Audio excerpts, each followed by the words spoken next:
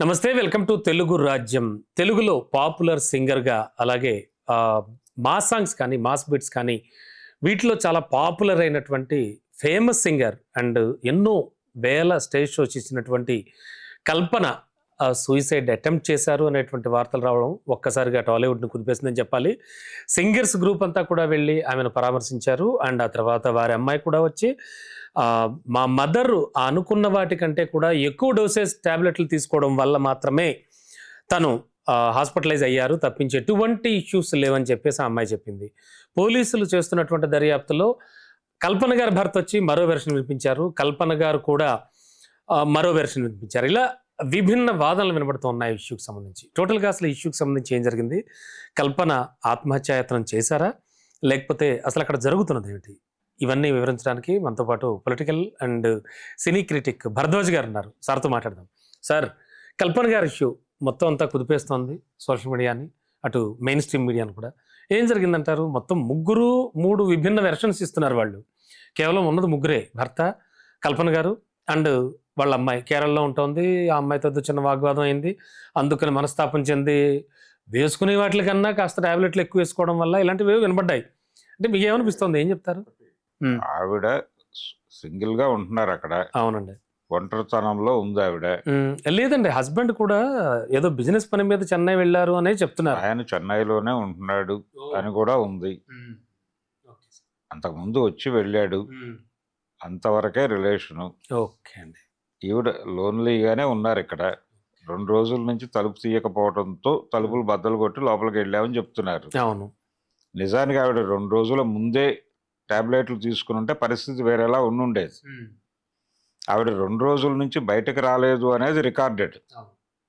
ఆ రికార్డెడ్ ఆవిడ కోలుకుంటున్నారు అనేది కూడా రికార్డెడ్.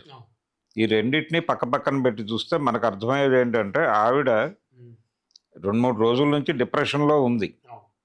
ఆ డిప్రెషన్లో ఏదో ఒక మూమెంట్లో ఆవిడ ఆ డెసిషన్ తీసుకుంది. హస్బెండ్తో ఫోన్లో కూడా మాట్లాడారు ఆల్రెడీ. హస్బెండ్తో మాట్లాడారు, కూతురుతో మాట్లాడారు. మాట్లాడిన తర్వాత వాళ్ళ దగ్గర నుంచి వచ్చినటువంటి రెస్పాన్సెస్ ఈవిని డిప్రెషన్లోకి మరింతగా లాగుండే అవకాశం ఉంది. ఆ అమ్మాయి తను రమ్మంటే రానని చెప్పింది అని ఈవిడ పోలీసులతో చెప్పినట్టుగా వారు చెప్పారు. అవును అవును. ఈ అమ్మాయి చెప్పిన దానికి పోలీసులు ఆవిడ చెప్పింది అని చెబుతున్నటువంటి మాటలకి చాలా కాంట్రడక్షన్ ఉంది. అవును. ఆ కాంట్రడక్షన్ నేపథ్యంలో చూసినా కానీ, లేదు ఆ 2 రోజులు ఆవిడ ఉన్నారు అనే విషయాలు కలిపి చూసినా కానీ సంథింగ్ ఉంది అక్కడ. అంటే వాళ్ళ మధ్య ప్రాపర్ లింకులు లేవు. అలాగే ఈవిడ ఆల్రెడీ డిప్రెషన్లో ఉంది అనే విషయం వాళ్ళకి కొంత నోటీస్లో ఉంది. చిన్న డిస్టర్బెన్స్ అయితే కనిపిస్తుంది. డిస్టర్బెన్స్ ఉంది. డిస్టర్బెన్స్ ఉండటం వల్లనే జరిగింది. ఆ డిస్టర్బెన్స్ ఎందుకు ఉంది అనేది వాళ్ళు సార్ట్అవుట్ చేసుకోవాలి. ప్రపంచానికి దాంతో సంబంధం లేదు. కాకపోతే ఇప్పుడు ఆవిడకి కాన్ఫిడెన్స్ ఇవ్వాలి. కాన్ఫిడెన్స్ ఇచ్చి ఇది సాల్వ్ చేసుకునేటువంటి ఇష్యూసే అని చెప్పాలి. గతంలో కూడా ఈవిడ ఇలాంటి ప్రయత్నం చేశారు అని ఒక వార్త బయటకు వచ్చింది. గతంలో ఆవిడ ఇలాంటి ఆలోచనలతో ఉన్న సమయంలో చిత్ర గారు ఇలా తప్పు, పిల్లలు ఉన్నారు, వాళ్ళని ముందుకు నడిపించాలంటే నువ్వు ఉండాలి, నువ్వు లేకపోతే వాళ్ళ పరిస్థితి ఏంటనేది ఆలోచించైనా నువ్వు ఫైట్ చేయాలి. అవును. అందుకని నువ్వు ఉండి ఏం చేయగలవో దాన్ని డిజైన్ చేసుకోగాని లేకుండా తప్పించుకోవాలి సీన్లో నుంచి అని అనుకోకు అని ఆవిడ చెప్పిన తర్వాత ఈవిడ ఆగినట్టుగా కూడా ఒక సమాచారం మార్కెట్లో సర్క్యులేట్ అవుతోంది. అది నిజమని చెప్తున్నారు చాలామంది సింగర్లు. కాబట్టి ఇప్పుడు అలాంటి భరోసా కావాలి ఈవిడికి. ఆ రోజున చిత్రగారు ఏ భరోసా అయితే ఇచ్చారో అలాంటి భరోసా కోరుకుంటోంది ఆవిడ. ఆ కోరుకుంటున్నటువంటి సమయంలో జనరల్గా ఆత్మహత్యలు చేసుకునే వాళ్ళు ఎందుకు చేసుకుంటారంటే, ఎవరో తన మీద విమర్శలు చేస్తున్నారనో, దాడి చేస్తున్నారనో ఎవరో ఆత్మహత్య చేసుకోరు. అప్పుల్లో ఉన్నామనో, లేకపోతే జీవితం సమస్యల్లో ఉందనో కూడా ఎవరు భయపడరు. ఎప్పుడు భయపడతారు, ఎప్పుడు చచ్చిపోవాలనుకుంటారంటే, తన వాళ్ళు అని ఎవరినైతే బిలీవ్ చేస్తారో వాళ్ళు కూడా తమ వైపు లేరు అని తెలిసినప్పుడు తీవ్ర మనస్తాపానికి గురవుతారు. తీవ్రంగా ఒంటరితనంలోకి వెళ్ళిపోయి అప్పుడు తీసుకునే నిర్ణయం ఇది. ఓకే అండి. అందుకని ఈవిడితో ఫోన్ టాక్ లో వాళ్ళిద్దరూ ఏం మాట్లాడారు అనేది తెలియదు. పర్టికులర్ కల్పన గారి విషయంలో కూడా అదే కనిపిస్తోంది మనకి. అంటే ఇప్పుడు ఆల్రెడీ డిప్రెషన్ లో ఉంది ఆవిడ. డిప్రెషన్ లో ఉండి ఫోన్ టాక్ చేసినప్పుడు ఇప్పుడు కూతురు నేను రాను అంది అని చెప్తున్నారు. నేను రాలేని పరిస్థితుల్లో ఉన్నాను కాబట్టి రానని చెప్పాను అని అమ్మాయి చెప్పచ్చు. నేను ఎక్స్ప్లెయిన్ చేశాను, కానీ మాట్లాడేటప్పుడు వీళ్ళు గ్రాంటెడ్గా తీసుకుని మాట్లాడేస్తారు. జనరల్గా ఫోన్ టాక్ చేసేటప్పుడు ఇన్ పర్సన్ ఎదురుకుండా ఉండి మాట్లాడేటప్పుడు హార్ష్గా మాట్లాడినా పర్వాలేదు. పర్వాలేదు, అవును. ఎందుకంటే వాళ్ళు ఒకవేళ రియాక్ట్ అయితే కంట్రోల్ చేసుకోవడానికి వీళ్ళు ఎదురుగానే ఉంటారు కదా. ఉంటారు, అవును. కానీ ఫోన్లో మాట్లాడేటప్పుడు అవతల వాళ్ళని ఎమోషనలైజ్ చేసేటువంటి స్టేట్మెంట్లు ఇవ్వడం ఖచ్చితంగా తప్పే. ఎదురుగా ఎందుకంటే ఉండరు కదా. వీళ్ళు ఉండరు. వీళ్ళు ఒక ఎమోషన్లో నేను రాను, నువ్వు నీ దుఃఖం చోట చెప్పుకొని ఫోన్ కట్ చేస్తే వాళ్ళు ఏమైనా చేసుకుంటే ఎవరు బాధ్యతలు? సో అలాంటివి ఏమైనా జరిగి ఉండొచ్చు. ఇలాంటివి జరిగే ఛాన్సెస్ ఉన్నాయి. అయితే వీళ్ళు దాన్ని నేను నా అభిప్రాయం చెప్పాననే తీసుకుంటారు. అంతే కదా. అందుకని ఫోన్ టాక్ చేసేటప్పుడు చాలా కాన్షియస్గా మీరు అవతల వాళ్ళు ఇతరేతర లీడ్స్ తీసుకునేటువంటి అవకాశం కల్పించే మాటలు మాట్లాడకూడదు. Exactly sir. ఎవరైనా సరే, ఏ సందర్భంలో అయినా సరే మీ ఎమోషన్స్ని ఫోన్లో క్యారీ ఫార్వర్డ్ చేయకండి. ఎస్ అండి. క్యారీ ఫార్వర్డ్ చేయకుండా మీరు ఏదైనా కన్వే చేయదలుచుకుంటే సీరియస్ ఇష్యూ, ఏదైనా సీరియస్ డిసెంట్ ఉంటే, మీకు ఏదైనా నిరసన ఉంటే స్ట్రైట్ అవే ఆ పర్సన్ని పర్సనల్గా కలిసి చెప్పండి. క్షేమ సమాచారాలు మాత్రమే ఫోన్లో మాట్లాడుకోండి. వ్యాపార లావాదేవీలు కూడా ఫోన్లో మాట్లాడకండి. మీ ఫోన్ మీ ఇద్దరి మధ్య లేదు, ప్రపంచం మధ్య ఉందనే విషయం మీకు అర్థం కావట్లేదు. అది కరెక్ట్. ఈ మధ్య ఒక కేసు చూసాం కర్ణాటక నుంచి. ఒక భర్త, ఒక భార్య, ఆయన ఎక్కడో విదేశాల్లో ఉన్నాడు, ఈవిడ ఇక్కడ ఉంది. ఎవరి ఫోన్ వారి దగ్గరే భద్రంగా ఉంది. ఇద్దరు ఒక న్యూట్ కాల్ మాట్లాడుకున్నారు. అదేమో ఒక పౌన్ సైట్లో ప్రత్యక్షమైంది.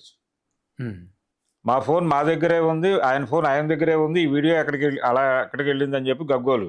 అది పరిస్థితి. అంటే ప్రపంచం అబ్జర్వేషన్లో ఉంది. ఖచ్చితంగా. మనందరం బిగ్ బాస్ షోలో ఉన్నాం. జేబులో ఫోన్ ఉంటే మనం రోడ్డు మీద బట్టలు తిరిగినట్టే. కాబట్టి ఈ ఫోన్ టాక్ అనేది చాలా ప్రమాదకరంగా తయారైపోవటం అనేది ఇంకో గొడవ. మీరు ఫోన్లో మాట్లాడేటప్పుడు అవతల వాళ్ళని ఎమోషనలైజ్ చేసే స్టేట్మెంట్లు ఇవ్వమాకండి. సో ఇలాంటివి కూడా, అవును. పైగా పేరెంట్స్తో పిల్లలు మాట్లాడేటప్పుడు, పిల్లలతో పేరెంట్స్ ఇప్పుడు హాస్టల్లో డిప్రెషన్లో ఉంటాడు కొడుకు. అవును. ఆల్రెడీ ఇతని గురించి ఒక బ్యాడ్ రిపోర్ట్ కాలేజీ వాళ్ళు ఇస్తారు పేరెంట్స్కి.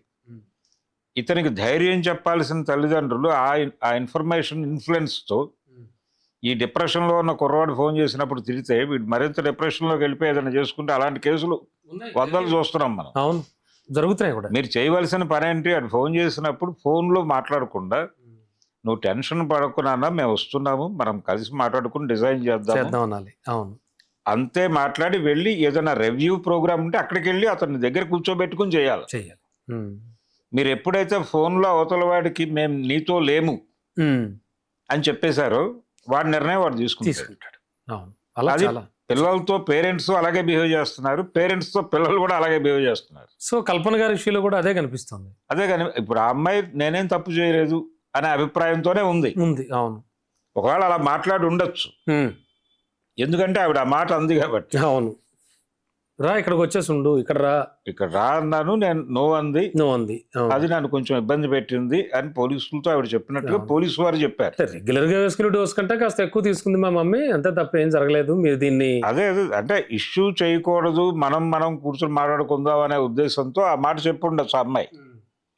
ఇంటర్నల్గా రేపు అదే జరుగుతుంది. ఆవిడ ఇంకో మాట ఉంది, ఆ డాటర్ ఇంకో మాట ఉంది. ఏంటంటే ఆవిడ కొంచెం కోలుకున్న తర్వాత ఎలాగో విషయాలు మీకు చెప్తారు కదా, అప్పుడు నేను చెప్పిన దానికంటే భిన్నంగా ఏమైనా మాట్లాడితే అప్పుడు చూద్దాం అంది ఆవిడ. కానీ ఆవిడ ఆల్రెడీ చెప్పారు, కానీ రేపు మాట్లాడబోతున్నారు అని చెప్పారు ఆవిడ. ఆరోగ్యం చిక్కిన తర్వాత పోలీసులతో మాట్లాడటం వేరు, ప్రపంచంతో మాట్లాడటం వేరు. ప్రపంచంతో మాట్లాడేటప్పుడు మళ్ళీ వీళ్ళందరూ కలిసి కూర్చుని ఏం మాట్లాడాలో స్క్రిప్ట్ డిజైన్ చేసుకుని మాట్లాడతారు. ఆ మాట్లాడతామనే చెప్పారు ఆవిడ.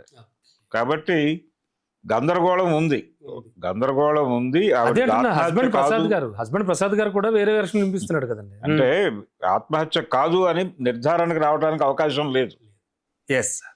ఆత్మహత్య కాదు అని అమ్మాయి చెప్తోంది, కానీ అది ఆవిడ బిహేవియరు, ఆవిడ పడిపోయినటువంటి పద్ధతి, ఆ వీల్ చైర్లో ఆవిడ ఫోటోలు, ఇవన్నీ కూడా పరిస్థితి అదే అని చెప్తున్నాయి. పరిస్థితి తీవ్రతను తెలియజేస్తున్నాయి. సో కనీసం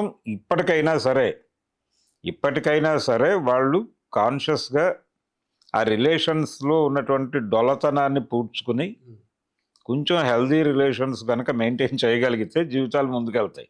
definitely sir, definitely. Yes sir, thank you sir. Thank you.